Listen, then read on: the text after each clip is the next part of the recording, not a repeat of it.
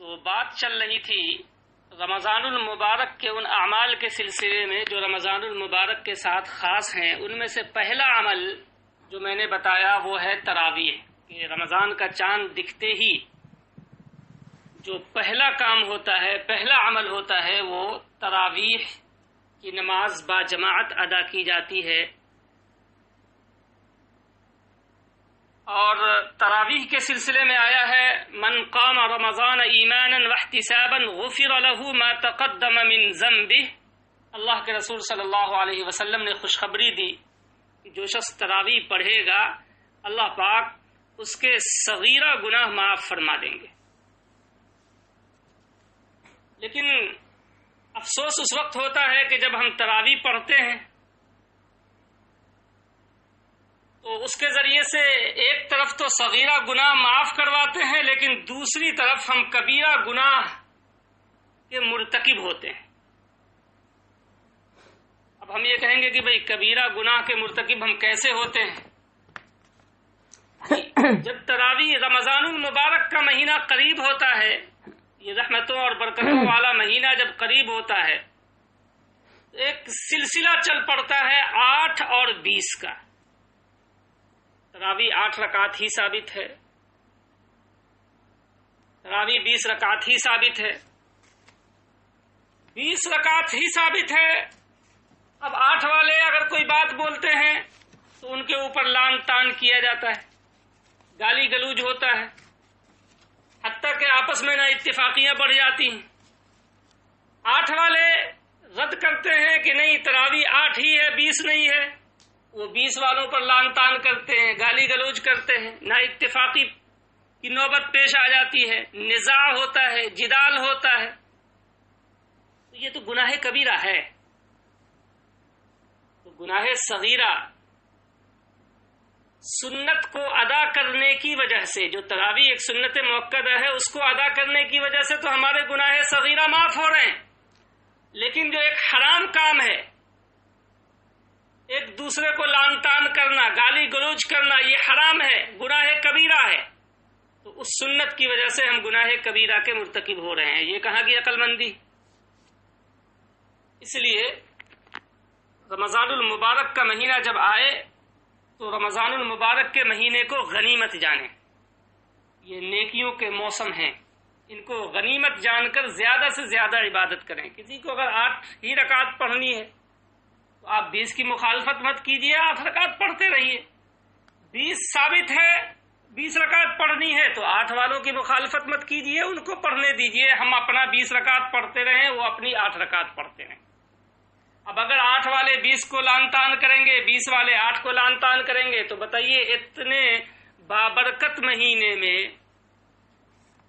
یہ نیکی کمانے کا موسم ہے، اس میں ہم گناہ کبیرہ کماتے ہیں. یہ عقل مندی نہیں ہے. تو اس لیے تراویح کا اہتمام کرنا چاہیے. تراویح پڑھنے کے لیے ہے، لڑنے کے لیے نہیں. بہرحال دوسرا عمل جو رمضان المبارک کے ساتھ خاص ہے، اور یہ ایک تحفہ ہے نبی کریم علیہ الصلوۃ والسلام کی طرف سے امت کے لیے، وہ ہے اعتکاف، اخیر عشرے کا اعتکاف. یہ سنت مؤکدہ علی الکفایہ ہے. سنت مؤکدہ علی الکفایہ کا مطلب یہ ہے کہ گاؤں میں جو مسجدیں ہوتی ہیں، تو جس گاؤں میں مسجد ہے جس میں باجماعت نماز ادا کی جاتی ہے 5 وقت، اگر محلے کا گاؤں کا کوئی بھی شخص اعتکاف میں نہیں بیٹھا تو سارے گاؤں والے گنہگار ہوں گے.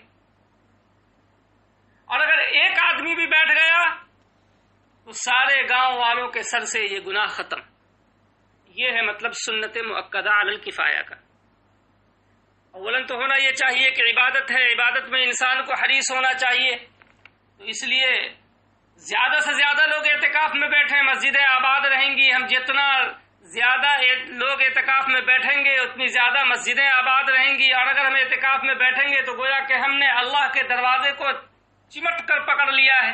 زیادہ وقت کیا بلکہ پورے 10 دن ہمارے مسجد میں گزریں گے، سارے اعمال اچھی طریقے سے ہوں گے. تو ہونا تو یہ چاہیے. لیکن چلیے ہم ہر آدمی یہ کہتا ہے بھئی ہمارے پاس فرصت نہیں، ہمارے پاس فرصت نہیں. تو کم سے کم ایک آدمی ضرور بیٹھے تاکہ سنت ادا ہو جائے اور سارے لوگ گناہوں سے بچ جائیں. اعتکاف کا ثبوت قرآن کریم سے ہے۔ حضرت ابراہیم اور اسماعیل علیہ السلام کو اللہ پاک نے حکم دیا تھا کہ بیت اللہ کو پاک و صاف رکھیں، طواف کرنے والوں کے لیے، اعتکاف کرنے والوں کے لیے اور نماز پڑھنے والوں کے لیے۔ اللہ پاک ارشاد فرماتا ہے سورہ بقرہ آیت نمبر 125 میں، وَعَهِدْنَا إِلَىٰ إِبْرَاهِيمَ وَإِسْمَاعِيلَ أَن طَهِّرَا بَيْتِيَ لِلطَّائِفِينَ وَالْعَاكِفِينَ وَالرُّكَّعِ السُّجُودِ۔ اللہ پاک نے اس میں حضرت ابراہیم اور اسماعیل سے یہ عہد لیا ہے کہ بیت اللہ کو پاک و صاف رکھیں۔ کیوں؟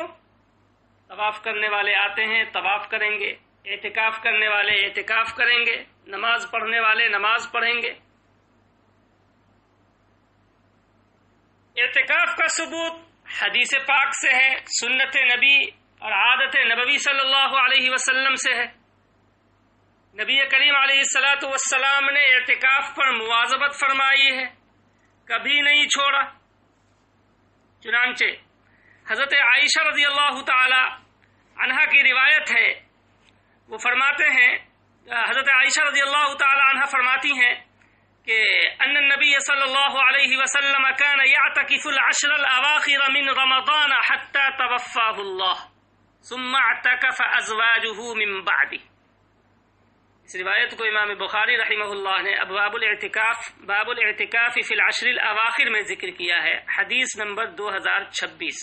حضرت عائشہ فرماتی ہیں کہ نبی کریم علیہ السلام رمضان کے اخیر عشرے میں اعتکاف کیا کرتے تھے اور اعتکاف کرتے رہے، انہوں نے کبھی چھوڑا نہیں، حتی توفاہ اللہ، یہاں تک کہ آپ کی صلی اللہ علیہ وسلم کی وفات ہو گئی اور آپ کے بعد پھر ازواج مطہرات نے اعتکاف کیا، یعنی یہ سلسلہ چلتا رہا۔ اور ایک سال تو ایسا آیا نبی کریم علیہ السلام کی زندگی میں کہ آپ صلی اللہ علیہ وسلم نے پورے مہینے کا روزہ رکھا، پورے مہینے کا۔ اس کی وجہ یہ تھی، میں حدیث ذکر کروں گا، کہ نبی کریم علیہ السلام نے شب قدر کی تلاش میں رمضان کے پہلے عشرے میں اعتکاف کیا۔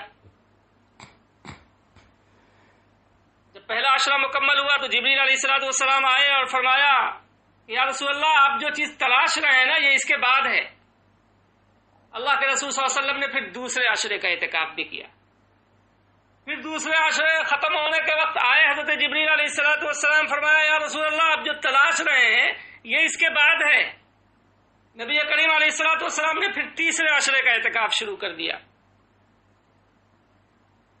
اور اس کی علت یہ بتائی کہ ہم نے خواب یہ دیکھا ہے کہ لیلۃ القدر مجھ کو دکھایا گیا لیکن میں اسے بھول گیا، اور یہ اخیر عشرے کی طاق راتوں میں ہے، اور میں نے ایسا دیکھا ہے کہ میں کیچڑ میں، مٹی میں اور پانی میں سجدے کر رہا ہوں۔ تو جو تلاش تھی نبی کریم علیہ السلام کو، وہ شب قدر کی تلاش تھی، اور شب قدر کی تلاش میں اللہ کے رسول صلی اللہ علیہ وسلم نے پورے مہینے کا اعتکاف کیا۔ حضرت ابو سعید خدری رضی اللہ تعالیٰ عنہ فرماتے ہیں اعتکف رسول اللہ صلی اللہ علیہ وسلم العشر الاول من رمضان واعتکفنا معه فأتاه جبريل فقال ان الذي تطلب امامك، فاعتكف العشر الاوسط فاعتكفنا معه فأتاه جبريل فقال ان الذي تطلب امامك، قام النبي صلى الله عليه وسلم خطيبا صبيحة 20 من رمضان فقال من كان اعتكف مع النبي صلى الله عليه وسلم فليرجع فإني أريت ليلة القدر وإني نسيتها وإنها في العشر الأواخر في وتر وإني رأيت كأني أسجد في طين وماء۔ اس روایت کو امام بخاری رحمہ اللہ نے کتاب الاذان باب السجود علی الانف والسجود علی الطین میں ذکر کیا ہے، حدیث نمبر 813۔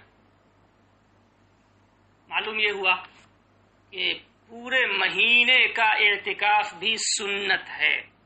اگر کوئی اس نیت سے رکھتا ہے، اعتکاف میں بیٹھتا ہے کہ نبی کریم علیہ الصلوۃ والسلام نے پورے مہینے کا اعتکاف کیا، یقینی طور پہ اس کو سنت کا ثواب ملے گا۔ اعتکاف کے سلسلے میں ہمارے یہاں بہت کوتاہی پائی جاتی ہے، بہت زیادہ کوتاہیاں پائی جاتی ہیں، اللہ معاف کرے۔ کئی مسجدیں ایسی ہیں کہ جہاں ایک شخص بھی اعتکاف کے لیے نہیں بیٹھتا، پوری مسجد خالی رہتی ہے۔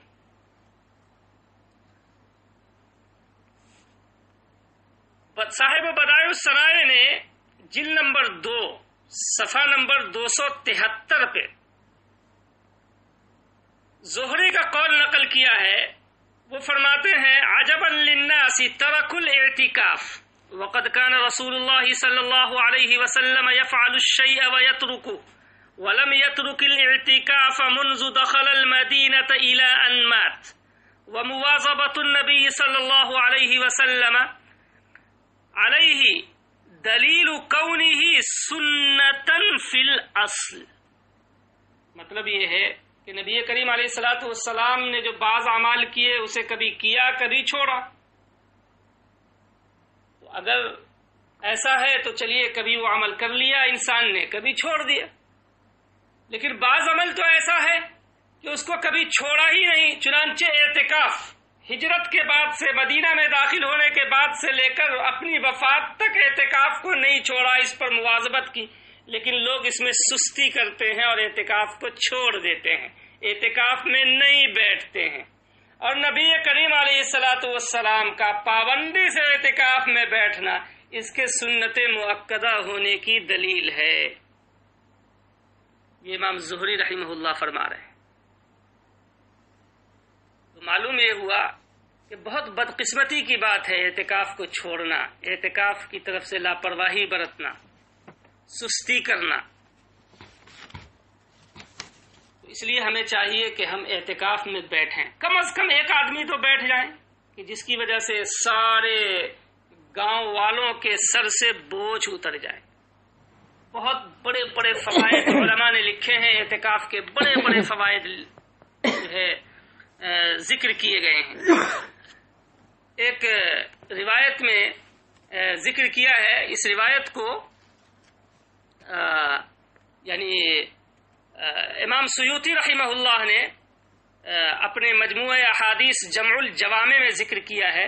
حدیث نمبر ہے 23,182، اور منذری نے اس کو الترغیب والترہیب میں ذکر کیا ہے۔ اس روایت کو حدیث نمبر ہے 1650۔ ایک یعنی عجیب روایت ہے، اور عجیب بات اس روایت میں نبی کریم علیہ الصلوۃ والسلام نے ذکر کی ہے۔ یہ روایت ابھی چند دنوں پہلے میری نظروں سے گزری ہے کہ آپ صلی اللہ علیہ وسلم ارشاد فرماتے ہیں من اعتکف یوما ابتغاء وجہ اللہ عز وجل جعل اللہ بینہ وبین النار 3 خنادق ابعدها بین الخافقین۔ مطلب یہ ہے کہ اعتکاف کرنے والا جب اعتکاف میں بیٹھتا ہے تو اعتکاف میں بیٹھنے کی وجہ سے اللہ پاک اس کے درمیان اور جہنم کے درمیان 3 خندقوں کا فاصلہ پیدا فرما دیتا ہے۔ 3 خندق، اور ایک خندق کی چوڑائی دنیا کے دونوں کونے، مشرق اور مغرب، یہ ایک خندق، دوسرے خندق کی چوڑائی اتنی ہی، تیسرے خندق کی چوڑائی اتنی ہی، یعنی یہ شخص جہنم سے اتنا دور ہو جاتا ہے صرف اعتکاف میں بیٹھنے کی وجہ سے۔ پتہ یہ چلا کہ اعتکاف کی وجہ سے اللہ پاک بندے کی مغفرت کر دیتا ہے، جہنم کو اس سے دور کر دیتا ہے۔ اس لیے ہمیں چاہیے کہ ہم موقع نکال کر اپنے کاروبار کو، کام کو آگے پیچھے کر کے 10 دن کے لیے اپنے آپ کو عبادت کے لیے، اعتکاف کے لیے فارغ کر لیں، اللہ کے رسول صلی اللہ علیہ وسلم کی اس سنت کو زندہ کرنے کے لیے فارغ کر لیں۔ انشاءاللہ بہت فائدہ ہوگا اس سے۔ اللہ پاک ہم سب لوگوں کو عمل کرنے کی توفیق عطا فرمائے، آمین یا رب العالمین۔ وآخر دعوانا ان الحمد للہ رب العالمین۔ تیسری خصوصیت جو اس مہینے کی ہے انشاءاللہ